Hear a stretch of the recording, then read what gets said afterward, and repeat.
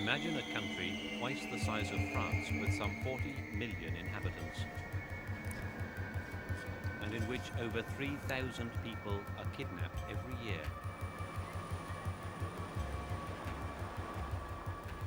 Where coca plantations increase by the day.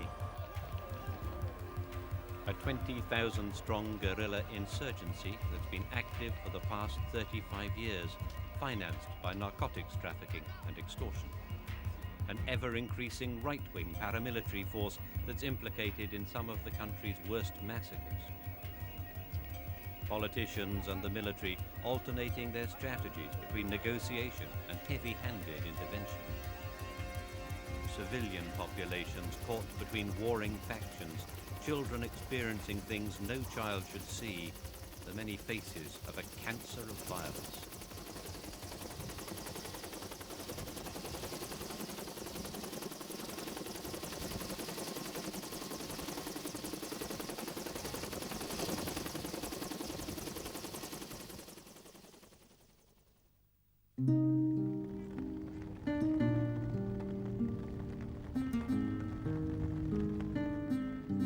The scale of the humanitarian catastrophe in Colombia can be gauged by the fact that 1.5 million people have become refugees in their own country.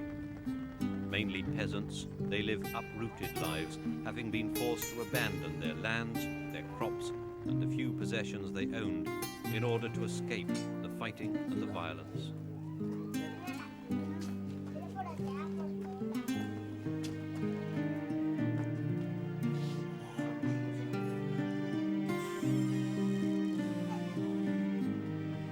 In the course of the year 2000 alone, some 250,000 people left their homes. All around Bogotá, teeming slums spread by the day as more and more displaced people arrive from the provinces, bringing tales of cruelty and tragedy. Pues la situación mía ahora es muy crítica porque nosotros nos tocó dejar todo lo que teníamos y porque pues no donamos un hijo que teníamos a la guerrilla, que él tiene 14 años, por eso fue. Y pues ahora pues la situación mía es muy crítica porque yo no encuentro trabajo y estoy enferma y pues mis niños pues es mucho el hambre que sufrimos.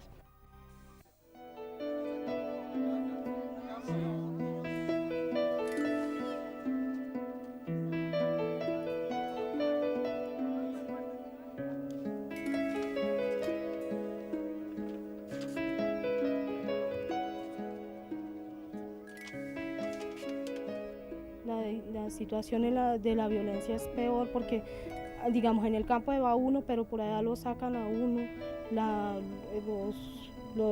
guerrilla, los paramilitares, toda esa vaina por allá, entonces es difícil la situación. Entonces uno busca venirse ¿no? Pero tiene que buscar uno una parte donde uno pueda vivir, más que todo donde no pueda vivir uno en arriendo.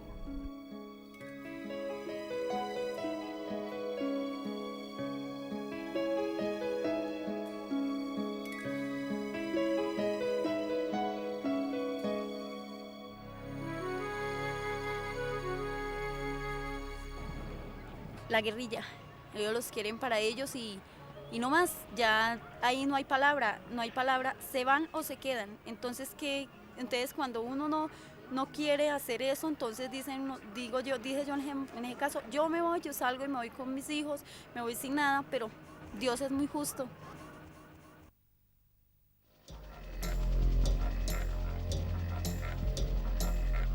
What Colombia is experiencing is not a civil war as it's normally defined. There's no clash of opposing armies on open plains. The country is not divided into more or less opposing and equal camps, nor are there really conflicting political or economic ideologies dividing the population. What Colombia faces is a well-organized, well-financed armed insurgency. Bands of ruthless paramilitary vigilantes operating all over the country. All these forces together amount to just some 25,000 individuals out of a total population of 40 million. Yet they're in a position to pose a serious threat to the stability of the Colombian state.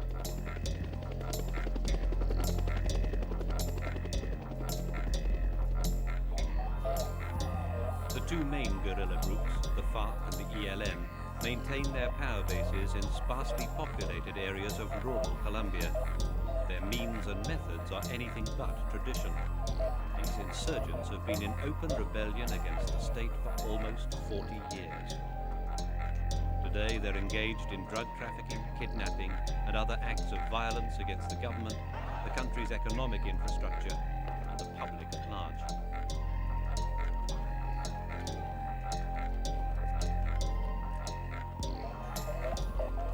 In their conflict with the guerrillas, the security forces enjoy the unofficial but increasingly unwelcome support of right-wing paramilitaries.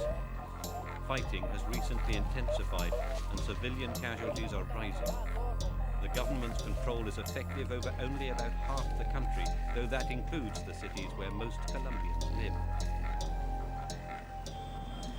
To make matters worse, the economy no longer seems immune to the uncertainties of everyday life. In 1999, Colombia suffered a steep recession. GDP shrank by 4.5%. A tentative recovery is now underway, but unemployment still stands at over 20%. Until the security situation improves, investment may be held back.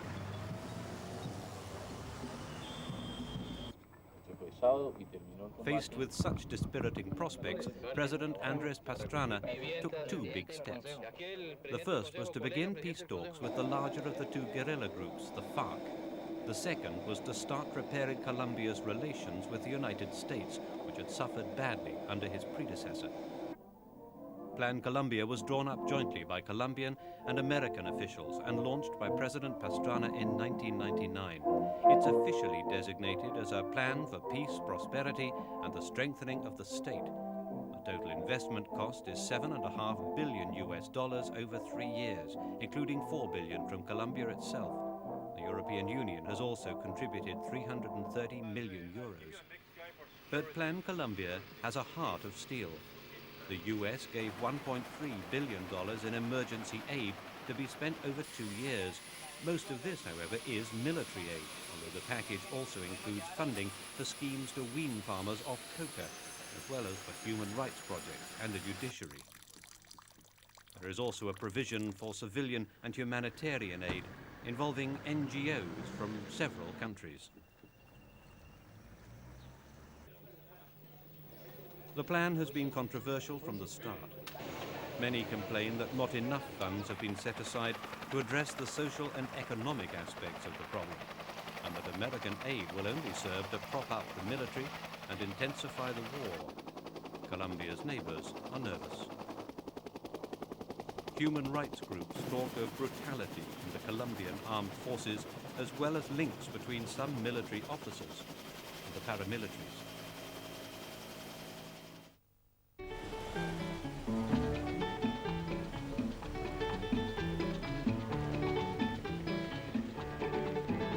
This is San Vicente del Caguán in southern Colombia. At first glance, it looks like any other small frontier town on the fringes of the Amazon basin. It has a population of about 20,000. But San Vicente is unusual. In the main square, there is a small, ordinary-looking information office.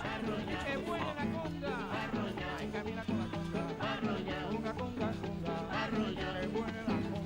In the dusty park, a billboard denounces Plan Colombia.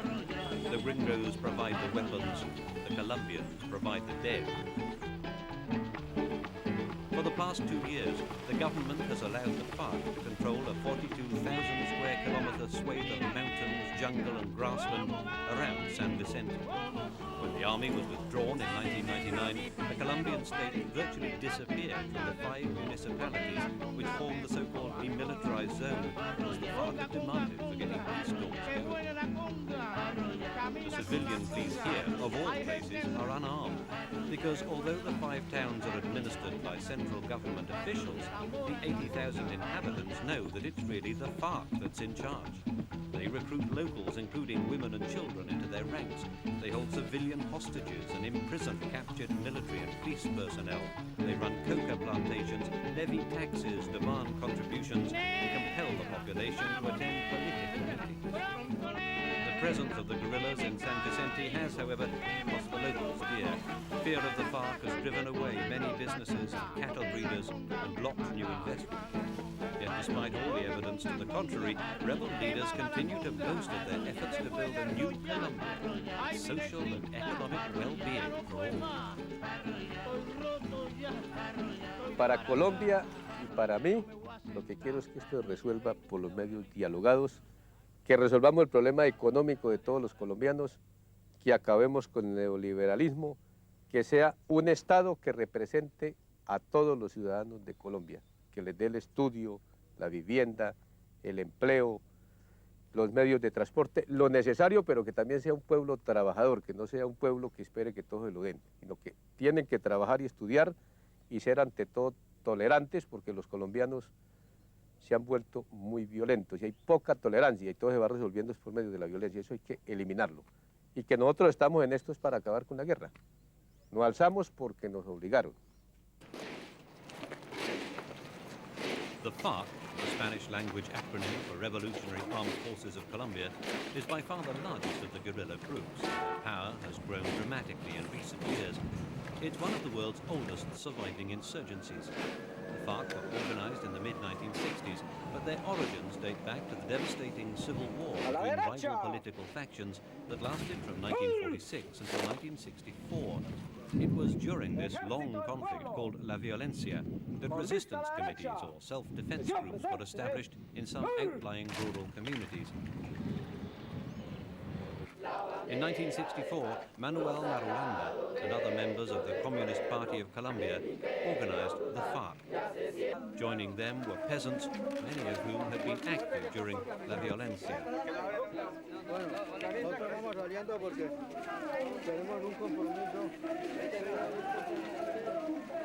Marulanda took the nom de guerre of Tiro Fijo, or sure shoot. He's now 72 years old and remains in charge.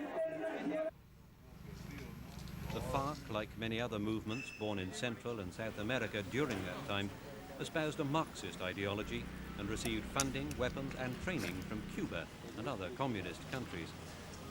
As it has since its inception, the Farc, like other revolutionaries, still advocates widespread reforms and redistribution of wealth in Colombia, but it now dilutes its communism with what it calls Bolivarism, after Simón Bolívar, the 19th century soldier and statesman who liberated much of South America from Spanish rule. But behind this ideological talk over the last decade, they've also engaged in a new type of behavior. They are now referred to as narco-guerrillas, opting for highly profitable drugs trafficking, which it's claimed has corrupted the revolution. Bolívar planteó la unidad de los pueblos latinoamericanos como único mecanismo de defensa contra los otros centros de poder mundial. Nosotros levantamos esa bandera de Bolívar. Bolívar fue el precursor en la lucha contra el imperialismo. Nosotros somos antiimperialistas también. En ese sentido, nosotros nos fundamentamos entonces en el pensamiento bolivariano y en nuestra concepción marxista-leninista de los fenómenos del mundo, de la sociedad y del hombre.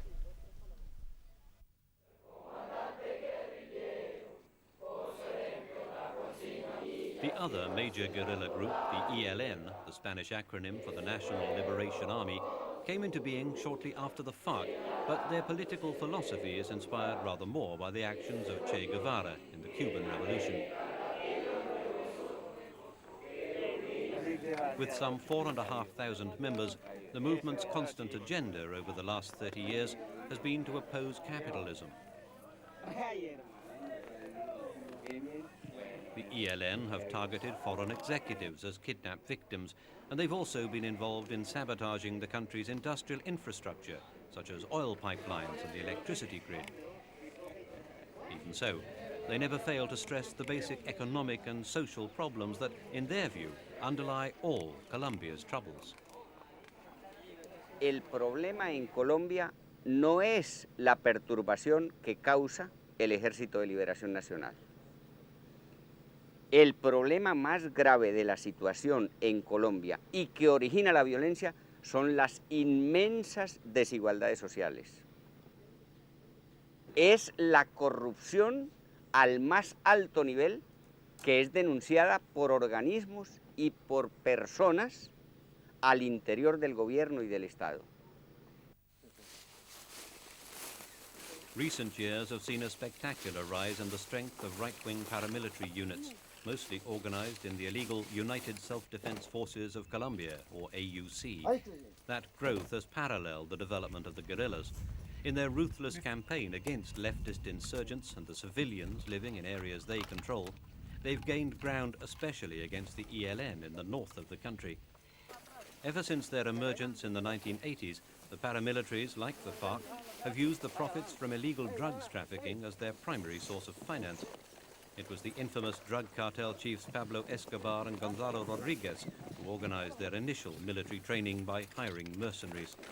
At that time, they became a private army that guarded the interests of drugs traffickers and defended cattle ranchers and private landowners from guerrilla incursions.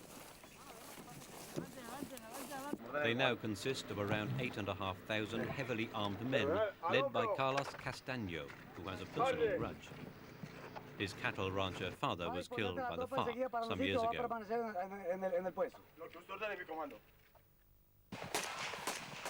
All the armed groups target civilians who are held to be collaborators with their opponents, but the paramilitaries do it with particular savagery, carrying out massacres in order to cleanse territory. But all the groups share responsibility for the heavy toll it takes of the civilian population. Thousands of impoverished and innocent people in remote villages have been killed in indiscriminate bombings and shootings. Entire families, even whole villages, have sometimes been hacked to death in acts of savage butchery.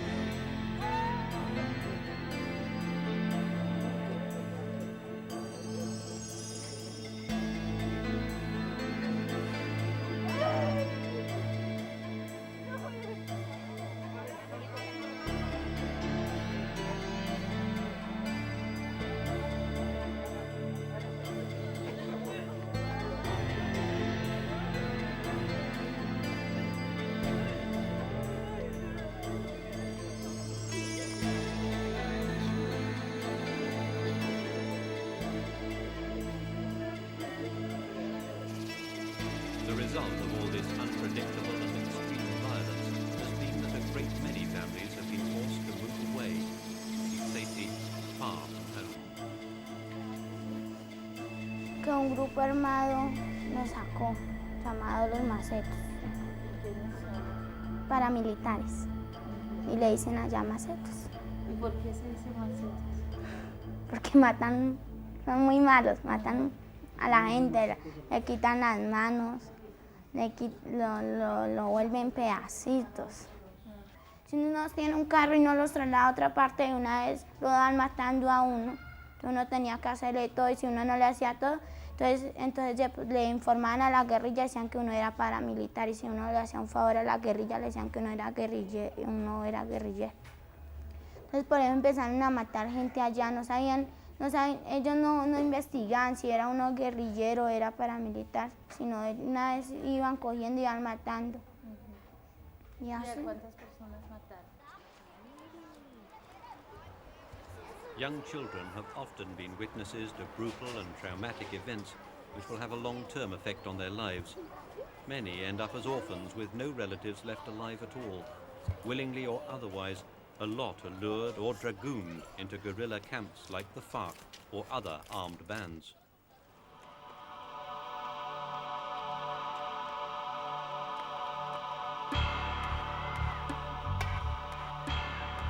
In countries at war, the meaning of childhood gets forgotten. The forgetfulness that also gradually erases notions about the fragility of life and human dignity. Often it becomes difficult to feel pain or indignation at the fate of thousands of children overwhelmed by the conflict.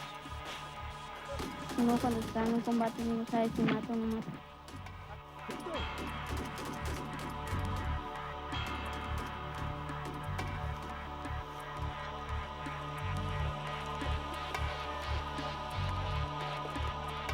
In wars like this, young children are often forced into direct involvement, given dangerous tasks to perform like laying mines, acting as messengers, preparing military equipment, and being sent on spying or drug trafficking missions.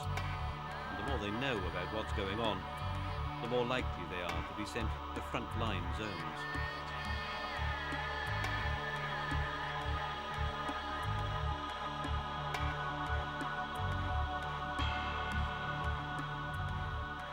Pues allá las llevan con miles de mentiras y todo, y dicen que tienen un futuro adelante, que tienen lo que ellas quieran, que pueden tener más adelante la casa, todo, sí, que si quieren, y después de que ellas si quieren ir a vivir con un hombre, pues que van, pero es mentira. Si alguien se mete allá es muy trabajoso para que se salga. Acá yo también tuve una amiga, una compañera de estudio, que fue obligada a meterse a los paracos. A ella la obligaron a meterse en esto, porque que si no le mataban la familia.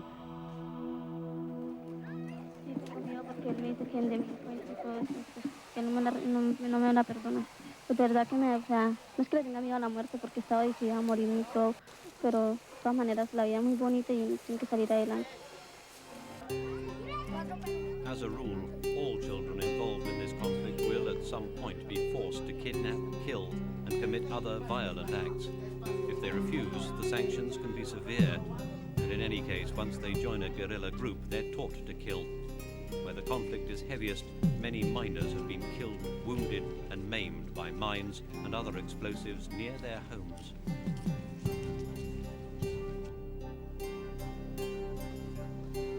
O sea, uno cuando sale de guerrilla, uno decidió a morir o a no morir.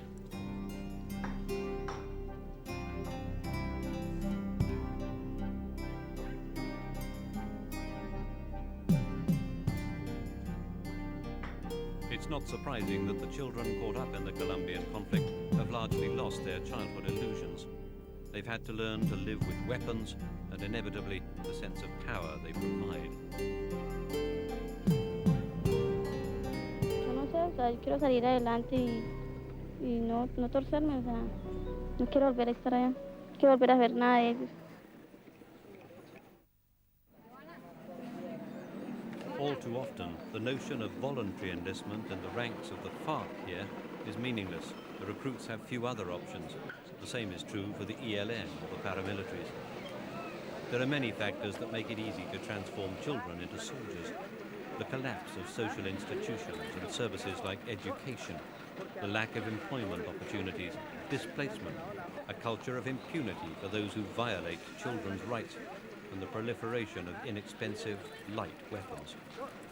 According to UNICEF, some 6,000 children and minors are still members of the guerrilla groups or the paramilitaries. The case of young children who've lost both parents or been separated from them in their flight is a cause for great concern. Their numbers are so large that NGOs and UN agencies alone cannot cope with the task of feeding them, providing clothing and putting a roof over their heads. Various Christian missions and voluntary workers play a large part in the work. Of the estimated 2 million Colombians who've been forced to flee from their homes over the last 10 violent years, about 700,000 are children.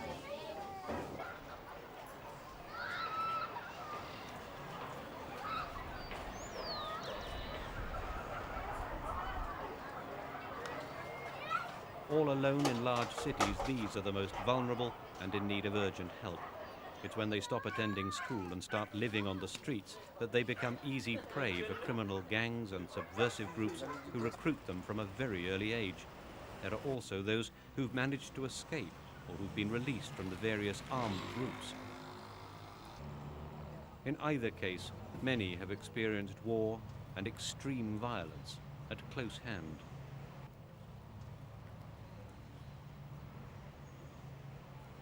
Several foundations are now providing specially trained staff to help deal with the psychological problems the children face and to help them rebuild more normal lives. Pues otras cantidad de cosas que aparecen ahí, como por ejemplo que los niños empiecen a orinarse en la cama nuevamente después de que ya han superado esa etapa de no orinarse en la cama. También mucho temor de relacionarse con el resto de la gente. Algunos niños, dependiendo también del sitio donde estén, digamos, la confrontación. Hay niños que están directamente afectados porque hay sitios en Colombia donde la confrontación es mucho más directa que en otros. Entonces, por ejemplo, en la zona donde hay mucho conflicto, los niños tienen mucho temor todo el tiempo. Tienen temor cuando escuchan un helicóptero, por ejemplo. Tienen temor a escucharlo, entonces se esconden a veces debajo de las camas o buscan algún adulto para que los acompañe. Entonces viven todo el tiempo con mucho temor. In many of Colombia's towns and cities, the war is never far away. There's little respite for the civilian population.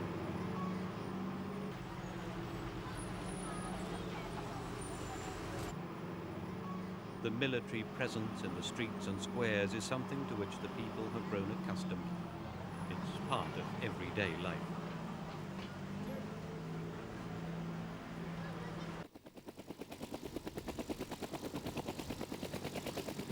Despite periodic setbacks, the present government's goal is to negotiate a comprehensive peace settlement that will lead to the eventual disbanding of the guerrilla forces, which in turn would allow the paramilitaries to lay down their arms too. At least that's the theory. In reality, transforming Plan Colombia from theory into practice is proving a formidable task. The plan has so far unfolded exactly as southern Colombian farmers and many European analysts said it would. An aerial spraying campaign supported by US-trained anti-narcotics battalions. Plan Colombia aims at cutting the production and illegal export of cocaine by 50% within 5 years. The chemical used since 1986 is glyphosate, and contrary to what the Farc tells local farmers, this product is widely used as a household garden weed killer under its commercial name of Roundup. It has, however, sometimes been used indiscriminately, from too high an altitude, or in excessive doses, and may have also damaged other nearby crops. But the collateral effects of glyphosate are nothing compared to the damage caused by the indiscriminate disposal of chemicals used in cocaine production at clandestine jungle laboratories. These include kerosene, ether, ammonia, hydrochloric acid, sulfuric acid, acetone, and potassium permanganate. These are often dumped in rivers, polluting irrigation systems and damaging the environment. Even so, many farmers in the coca-growing districts, encouraged by the Farc, are firmly against Plan Colombia. Coca production goes on and is increasing. It's a relatively cheap crop to grow, and there are children available to share the effort. Most of the time, they have little choice. La coca se siembra, se hierba, se fumiga. Cuando está grande le echan abono. La coca pues está con la hoja pues bien llena de hoja, está verdecita, de pura hoja. Y uno tiene que tener un costal y unos tendales, uno va dejando pelada la hoja y la va colocando en el tendal. Raspar coca es fácil, uno se amarra unos cordones en los dedos y empieza uno a tirar en matas. Después ya al almuerzo ya se va otra vez y ya van y le pesan las arrobas que uno se ha cogido. Después que te la coca grande, hay que rasparla y trabajar.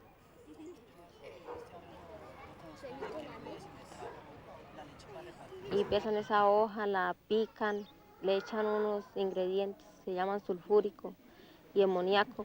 Chongo es donde hacen la coca, donde la muelen y la vuelven polvito. Toca echarle gasolina, perga, soda, y eso toca batir, pero con una fuerza y eso es bastante difícil y toca darle como 2 horas sin descansar uno. Muchas veces uno va echando ese veneno y como eso parece candela, eso bota humo. Y pues uno le toca con mucho cuidado porque no sé que uno vaya y se queme con eso.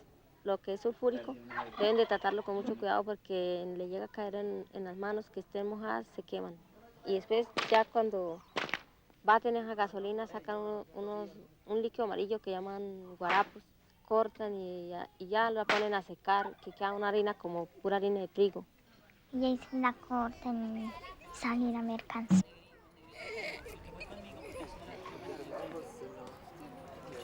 Pues lo que imaginamos es que de pronto la venden a otras personas, la llevan a otros países y otras personas consumen esta droga y es muy dañina. La coca en polvito se lo venden a los mafiosos y se la llevan para Cali y se encuentran con los gringos y se la unen a los gringos.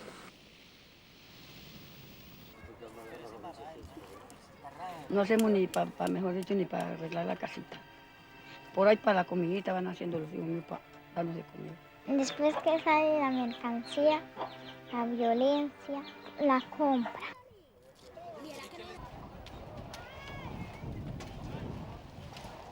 Hay una gente que pues a lo que ya la coca la sacan, ya queda un mero polvito blanco, la fuman, aquí, la encaletan en esas hojas de cuaderno, la envuelven como un cigarrillo y se la fuman. Cuando se pasa uno de harto consumir ese producto llamado coca, uno se intoxica y se muere. Ese humo que uno traga, eso le va adentro en el estómago, ese humo se le queda trancado adentro y después con el tiempo son los problemas ya que empieza eso a consumirse ya. Eso pues que no les dan ni ganas de comer, pues bazuqueros, se vuelven amarillos. Y esos unos ojos, pero vean, amarillos, blancos, ok, se mueren, ya eso no les quita la gana de comer y todo. Aunque cultive coca, nunca consumiría yo ese producto.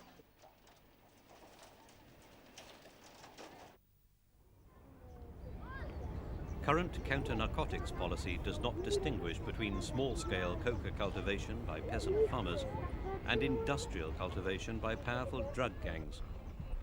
Since the 1990s, Colombian coca plantations have covered an area of up to 150,000 hectares.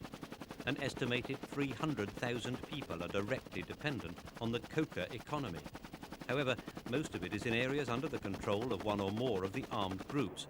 That's not coincidental, as an outlaw industry, drugs thrive in a lawless environment.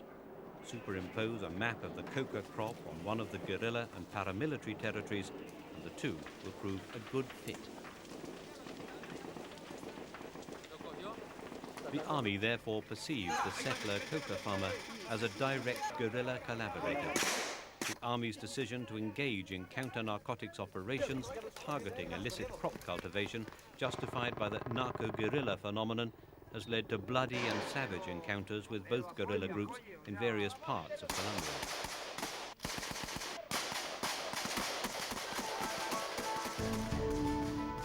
Both sides have suffered casualties.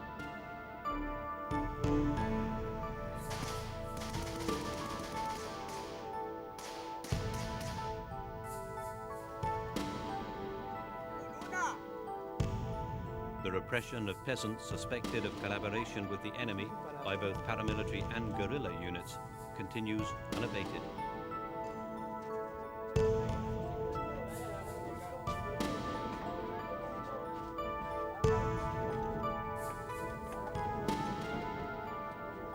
For the many children affected, the sense of misery and loss is overwhelming.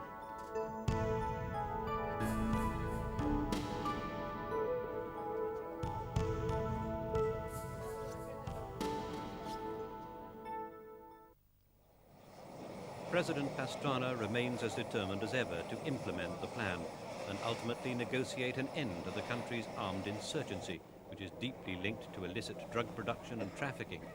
However, many Colombians believe he's made too many concessions, and the armed forces fear that the demilitarized zone assists the Farc's armed operations and drug trafficking activities.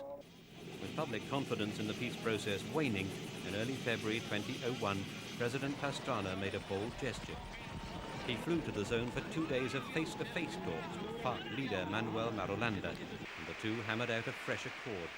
They agreed to speed up talks, to start discussing a ceasefire, and to set up a committee to discuss how to end paramilitarism and diminish the scale of the conflict. He also named his close aide Camilo Gomez to the post of High Commissioner for Peace. His delicate task consists of regular weekly meetings with the Farc and ELN representatives, working out agreements on every point of contention. He may look cheerful enough. Every detail on the tough agenda, though, has to be negotiated, sometimes for days on end. Muy poco popular, pero es un trabajo ingrato. Es un trabajo muy difícil. Mucha gente cree que el comisionado de paz va a hacer lo que la guerrilla quiere. Y la guerrilla cree que el comisionado de paz va a imponerle las cosas. Y no es ni lo uno ni lo otro. Mi trabajo es buscar un equilibrio y lograr una negociación que le sirva a todos. His life is under constant threat, but through his close contacts with the leaders of the Farc and ELN, he's able to negotiate highly strategic points.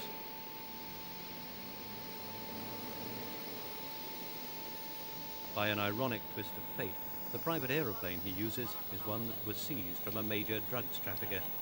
It has to be checked for bombs before every flight.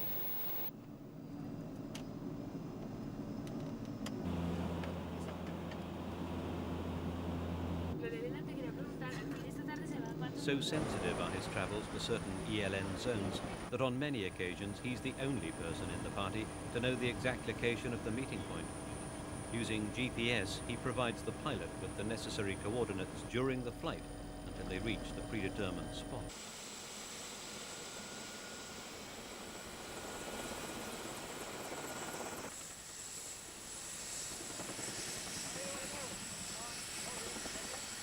On this occasion, he's accompanied by a group of international experts who will evaluate the various demands being made by the ELN in their zones of influence.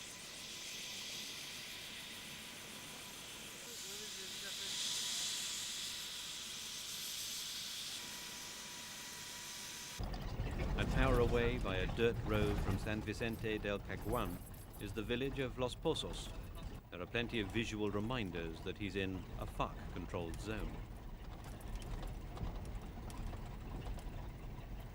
Here, in a fenced-off enclosure, is a large government-built block of offices and meeting rooms. Billboards, flags and posters remind the visitor that this part of the country is indeed under the firm control of the Farc.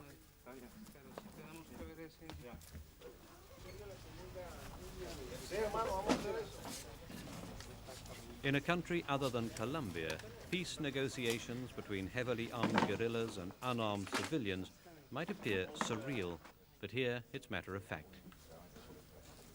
Progress is slow, and during 2 years of intermittent talks, the only thing agreed on is a cumbersome agenda.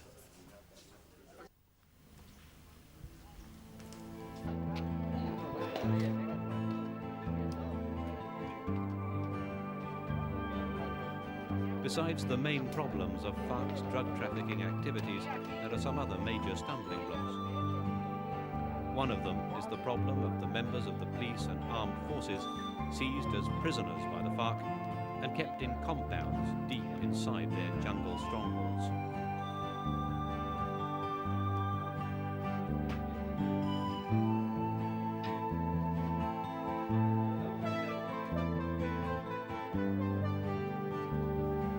The Farc, on the other hand, demands the liberation of large numbers of its members held in government prisons.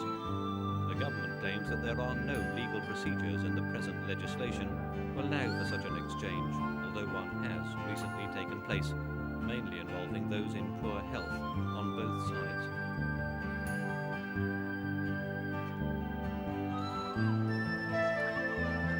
Another sticking point is the widespread kidnapping of civilians. According to local specialists, there's a kidnap in Colombia every 3 hours. It's expected that the total number of cases during the year 2001 will exceed 3,000. Some families do not report kidnappings because they fear that involving the police could endanger their relatives. Many victims are grabbed at random rebel checkpoints on rural roads. Some are taken prisoner by criminal gangs in the cities and then sold for a finder's fee to the guerrillas. The Farc refuses to call the practice kidnapping. They say that they retain the rich and charge them a tax. But it's not only the wealthy who are victims.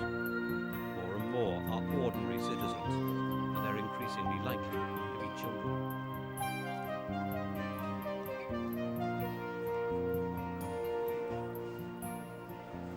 Much of the detailed information on the inner workings of the insurgent groups and their activities has come to light through the work of investigative journalists.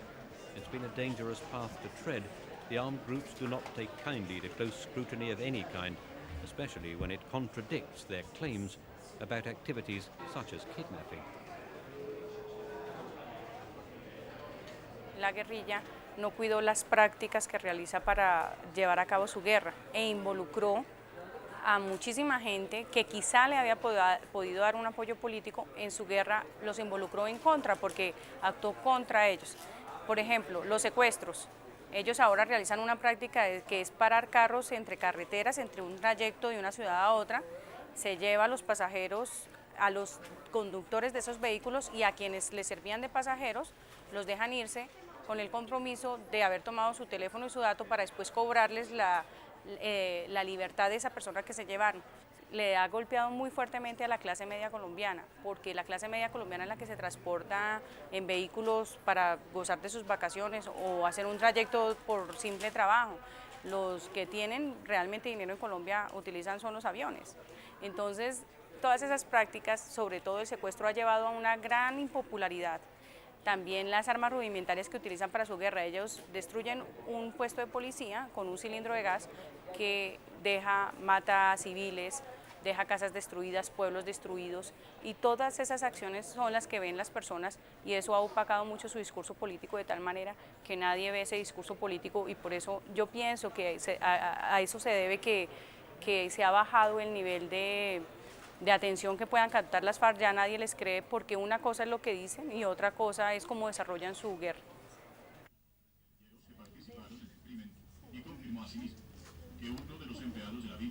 Los ministros de Comercio del hemisferio occidental fijaron el 1 de enero de 2000. It's Sunday night, around midnight. A small group of people are anxiously waiting for the newscaster to finish his bulletin. The studio of Radio Caracol in Bogotá is the only place where these people can talk Aunque to ninguno de los relatives held candidatos captive logre by the mayoría guerrillas absoluta or en los comicios. paramilitaries. They can only hope their loved ones are being allowed to listen, assuming they're still alive, to hear the messages of hope. Cuando iniciamos el programa, la gente venía aquí en vivo, siempre. Y eran 400, 500, 600 personas en fila, esperando para enviar un mensaje. Pero a raíz de 3 intentos de atentado, pues hubo que suspender la visita a las personas. Y ahora es solo por teléfono. Vienen algunos pequeños grupos, muy pequeños, de gente que ya nosotros conocemos. De resto no viene nadie más. Todo es telefónico. The program, called The Voice of the Kidnapped, first went on air in 1994. The popularity of the program is increasing, and people send their messages by telephone from all over the world. There are over 4,000 registered cases of kidnapped victims held by various criminal and insurgent groups. To this must be added an unknown number of other victims whose disappearances have not been reported to the authorities. Bienvenidos. Estas son las voces del secuestro en Caracol, Colombia. Piensen que están en un largo viaje del que pronto van a... La Virgen salvará a cada Those taking secuestrado, part le send dará messages fuerza y to coraje people para they may not enfrentar have la seen prueba. for months seguimos or even pidiendo a years. Dios les dé las fuerzas Some have necesarias received para que se ransom mantengan demands, unidos. some are waiting to hear from kidnappers who may never contact them again. They cannot know. Como siempre, la solicitud que hacemos a quienes program están that is en los emotionally campamentos, a highly quienes están en las charged. montañas, a quienes están como centinelas. Hola, bolitos, ¿cómo están? Yo, como siempre, extrañándolos. Pacho y David les mandan muchos saludos. Ellos están durmiendo. Saludos y tengan mucha fuerza y mucho ánimo. Que ustedes, con sus palabras de amor, van a regresar pronto. Los quiero demasiado, demasiado. Chacha characha. Sí, a nosotros en una llamada que hicieron nos pidieron una cuantía de 800 millones de pesos. Y después de unas conversaciones telefónicas y unos papeles que se les enviaron a ellos, se bajaron a 250 millones de pesos. Esto hace aproximadamente 7 meses y de ahí ese tiempo para acá no sabemos más nada y se perdió la comunicación. Yo quiero decirles a ellos que se acuerden de la infancia que tuvieron. Me imagino que ellos regaron una lágrima de su cara algún día. Y así como nosotros estamos sufriendo ahora, yo pienso que en la infancia que ellos tuvieron, ellos también tuvieron una relación, o sea, de también sufrir. Muchas gracias.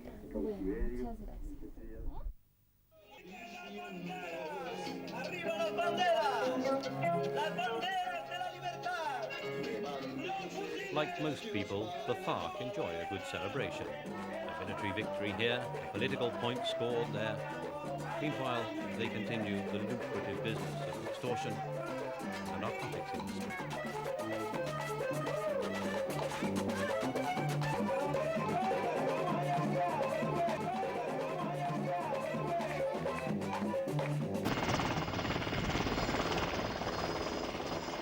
The government backlash wasn't long in coming.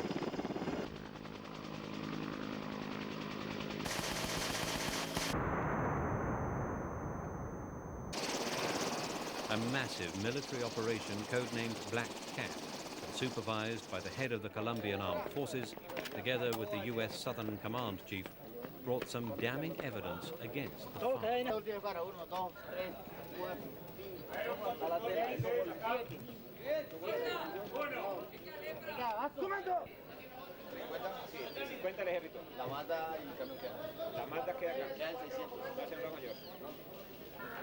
Hemos visto que están participando en el cultivo de la coca, que están participando en el comercio de los insumos, de los precursores, que son los dueños de los laboratorios, que son los dueños de las pistas, que ningún narcotraficante entra a las áreas sin permiso y sin autorización de las Farc, y que son los que le venden la droga a los carteles internacionales. Todas las fases, ayer leía yo en un medio de comunicación que cogieron a un bandido de las Farc con un poco de dinero en Panamá, lavando esos dineros allá en Panamá, o sea que ya están metidos también en el lavado de dineros. Tal vez lo único que nos falta es encontrar bandidos de las Farc vendiendo cocaína en las calles de Nueva York. To make matters worse for the Farc, a Brazilian drug lord known as Fernandinho, who was on the run with bullet wounds, was finally arrested. From his own admissions, it became clear that he had been selling the Farc weapons in return for cocaine shipments. What's more, he named local Farc leader Tomas Molina, known as El Negro Acacio, as well as high-ranking commander Jorge Briceño, alias El Mono Jojoy, as people he regularly dealt with. This is the man who spoke earlier in this program, you may recall, about his aims of peace, tolerance and social justice. But things didn't end there. An investigative journalist succeeded in exposing the international implications of Colombia's drugs trade. It's a job that carries a heavy price. This journalist was kidnapped, raped and beaten by the paramilitaries for investigating their activities. Now she can only travel between her home and work with a police escort and in a bulletproof car. La operación lleva ya 2 meses, esas consecuencias pueden empezar hasta ahora porque se ha recogido todo ese material que fue incautado allá en las selvas, se está analizando y por ejemplo en el caso de los uniformes va a haber un reclamo oficial de las fuerzas militares colombianas a Venezuela de por qué hay más de 1000 uniformes venezolanos en Colombia. Con las armas se va a hacer lo mismo, se va a preguntar por qué hay munición de fabricación peruana en Colombia. ¿Y quién puede responder por eso? There is now clear evidence that insurgent groups like the Farc have established links with criminal gangs in other countries, most notably Mexico and Brazil. The rapid growth rate of Colombia's illicit trade in narcotics is forcing police around the world to step up their efforts to check all goods coming from or going to that country.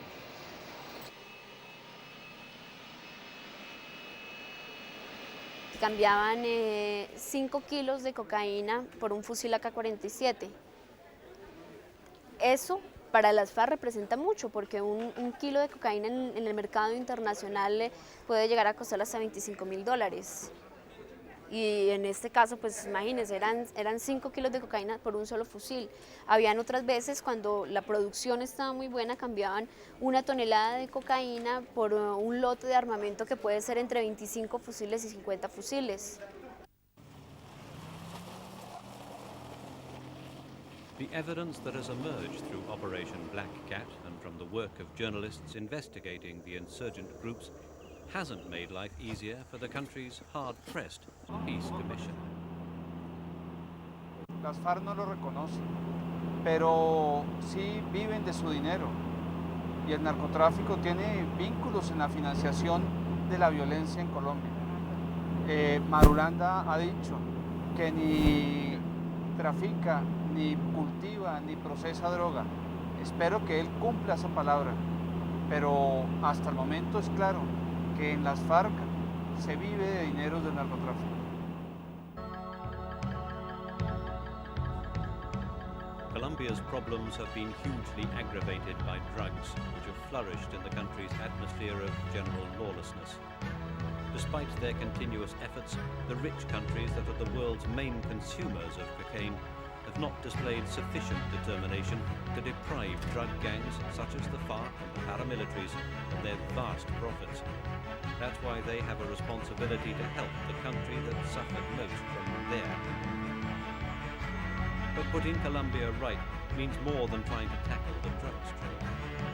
It means dealing with problems such as public insecurity, lack of economic confidence, and political cynicism. However, that requires an understanding of how Colombia got into its current mess, not least because the Colombian people's perception of the present is shaped by myths about their past.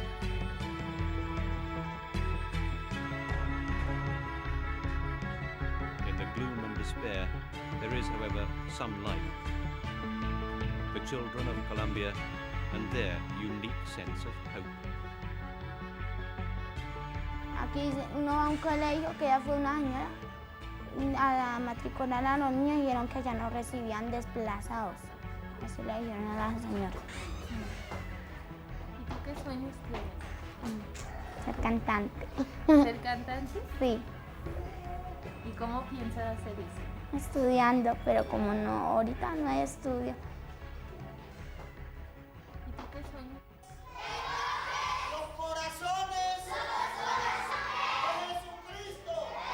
After all they've been through, it may be hard to understand how these poor orphans can have such unshakable faith. But without it, what else would they have?